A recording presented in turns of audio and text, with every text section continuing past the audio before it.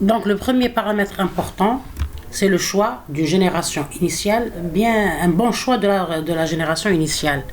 Donc choisir, c'est-à-dire une population avec des individus assez différents dans le but d'avoir bien sûr des générations futures meilleures. Donc ça vient du proverbe qui dit que la différence crée la diversité. Donc notre objectif, c'est pour pouvoir diversifier les populations qui viennent, pour avoir bien sûr dans le but d'avoir la bonne solution. Donc si la population elle est assez différente, le croisement va créer de nouveaux individus qui peuvent être, ou bien une nouvelle population qui peut être meilleure, ou bien contenir, ou bien s'approche plus vers la solution optimale. Donc le choix de la génération initiale, il doit être bien fait pour avoir une convergence rapide et une qualité de solution performante, bien une bonne qualité de la solution. Aussi, il y a, c'est-à-dire le choix de la population initiale est important car il peut rendre plus ou moins rapide la convergence vers l'optimum global. Vous voyez, donc si on choisit les bons éléments, on peut avoir, c'est-à-dire la solution optimale en un temps vraiment bien, un temps raisonnable et pratique. Dans le cas où l'on ne connaît pas bien rien du problème à résoudre, c'est-à-dire si on n'arrive pas, c'est-à-dire à récolter de l'information performante ou bien efficace qui nous aide à mieux choisir la population initiale, donc le choix il est fait, c'est-à-dire le concepteur, qu'est-ce qu'il doit faire? Il est essentiel que sa population, la population qu'il doit choisir, doit se répartir sur le domaine de recherche. C'est-à-dire, elle doit concerner son domaine. C'est-à-dire, s'il n'arrive pas à trouver une idée pour mieux choisir les individus initiaux, il va se contenter des informations qui sont, c'est-à-dire apparentes, les informations apparentes de sa problématique. Bien. Deuxièmement, il y a le deuxième paramètre, c'est les paramètres ou bien les opérateurs de croisement et de mutation.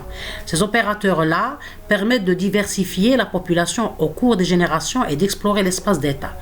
Il y a l'opérateur de croisement. Il faut, c'est-à-dire choisir, la façon de faire ce croisement-là. D'accord? Donc il récompose, bien, c'est-à-dire il choisit, il recompose des gènes des individus existants dans la population. Donc cette recomposition doit être bien, c'est-à-dire le niveau des gènes à garder et le niveau des gènes à changer. Il faut bien choisir cet opérateur-là. Jusqu'à présent, on n'a pas, c'est-à-dire des stratégies très, c'est-à-dire qui sont bien, c'est-à-dire des opérateurs bien, c'est-à-dire fixés. Les opérateurs sont choisis aléatoirement ou bien selon la structure et l'analyse de notre problème. D'accord? Donc on va voir, il faut voir, c'est-à-dire les études qui sont déjà faites pour voir comment ils ont choisi ces opérateurs-là, ou bien les idées, ou bien les heuristiques de choix des opérateurs. Donc ça se résume à des heuristiques de choix. Il n'y a pas, c'est-à-dire des règles exactes pour choisir tel ou tel opérateur. Il y a aussi l'opérateur de mutation qui a pour but de garantir l'exploration de l'espace d'état pour améliorer la qualité de la nouvelle génération.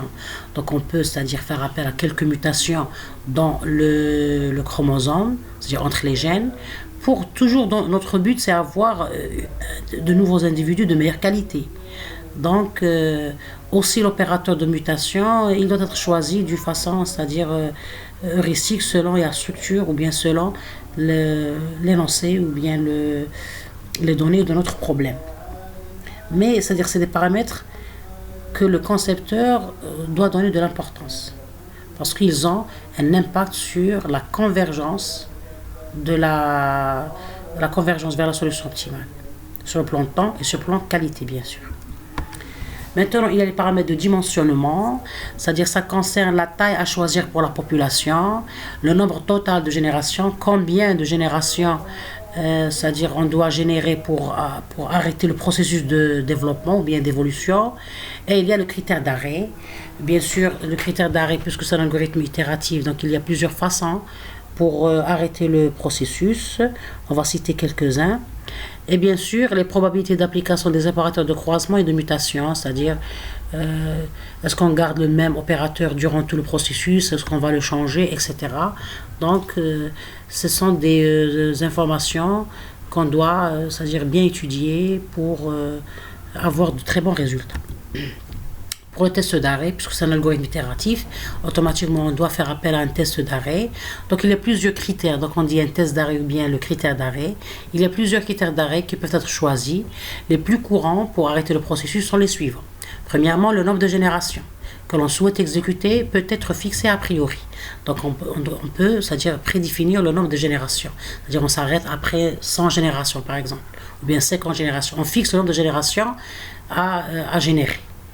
Donc c'est ce que l'on est tenté de faire lorsqu'on doit trouver une solution dans un temps limité. C'est-à-dire lorsqu'on veut faire vite, un temps très rapide.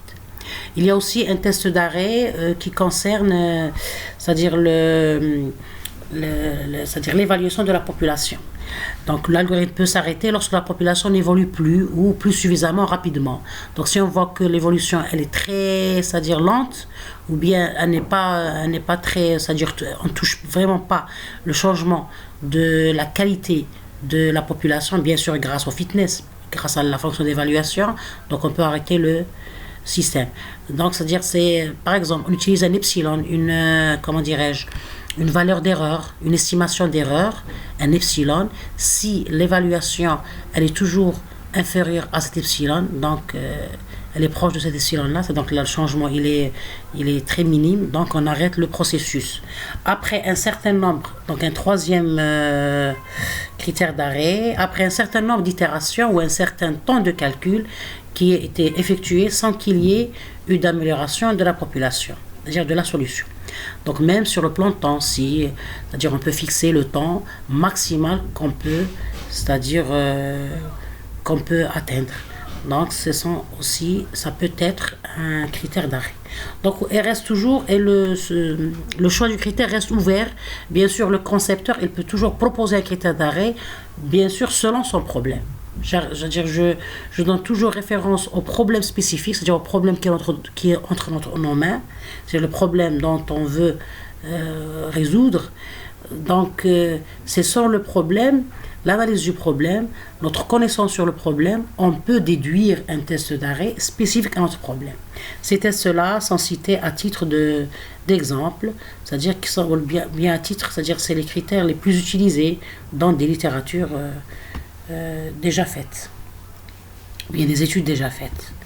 Bien, donc on va essayer d'appliquer ces différentes phases de l'algorithme génétique sur un exemple réel qui est par exemple le voyageur de commerce. Donc j'ai choisi le voyageur de commerce parce que c'est un problème académique qui est toujours c'est-à-dire sujet d'études universitaires ou bien de recherche, parce que c'est un problème qui reste toujours un peu difficile ou bien un peu dur ou bien un peu complet.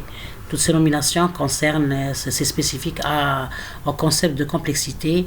Je vais préparer une vidéo sur ce concept de complexité et comment calculer la complexité d'un algorithme. Donc, le problème du voyageur de commerce, ou bien le TSP, Traveling Salesman Problem, est largement étudié et fait l'intérêt de plusieurs recherches. Et bien sûr, elle est très connue dans les domaines de l'optimisation combinatoire et de la recherche opérationnelle. Il reste un problème un peu difficile avec une complexité exponentielle. Donc c'est pour ça qu'on pense à utiliser des algorithmes approchés comme l'algorithme génétique, parce que les algorithmes exacts, c'est-à-dire restent toujours inapplicables. C'est un modèle qui représente un nombre important de problèmes réels, donc il peut modéliser des problèmes du monde réel. L'objectif du problème de voyageur de commerce est de résoudre en un temps de calcul raisonnable et avec une qualité de solution meilleure. Donc notre objectif c'est d'avoir cette solution-là, de ce problème-là, dans un temps raisonnable et avec une qualité meilleure. Donc on va utiliser une solution, bien une méthode approchée, entre autres l'algorithme génétique. Donc pour donner c'est-à-dire une solution assez bonne, parce que la solution exacte elle est coûteuse, elle est très coûteuse. Vu la structure du problème, bien sûr. C'est un problème combinatoire. Donc, il va nous mener à une explosion combinatoire qui n'est pas facile à gérer. Donc, les domaines d'application de ce problème académique qui est le TSP sont divers. Par exemple, il peut modéliser les problèmes de logistique, de transport, aussi bien de marchandises que de personnes. Il peut modéliser les problèmes d'ordonnancement. Il peut modéliser les problèmes de planification et aussi dans l'industrie comme l'optimisation de trajectoires de machines-outils. Par exemple, lorsqu'on veut percer plusieurs points sur une carte électronique. d'une façon plus vite, d'une façon rapide, c'est-à-dire cette problématique-là peut être modélisée avec le problème